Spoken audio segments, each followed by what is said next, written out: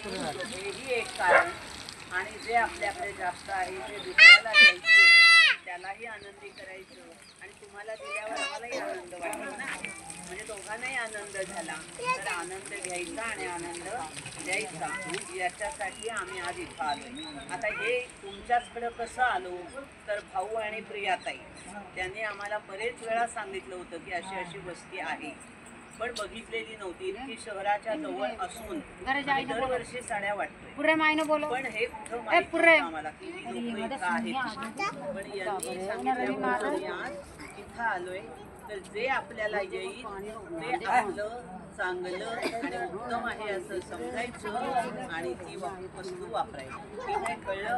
कुणीही तक्रार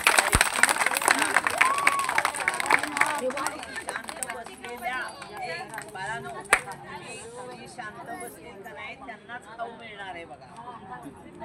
त्यामुळे सगळ्यांना जर खाऊ पाहिजे असेल आणि आपल्या आपल्या आईला साडी पाहिजे असेल, आईला आजीला, नाही का नाही, तुम्ही शांत बसला पाहिजे.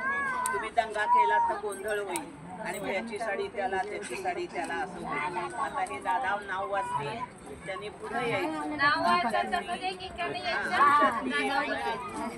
आम्हाला खरं बोर्ड लावायचा होता, पण तो लावता येईल.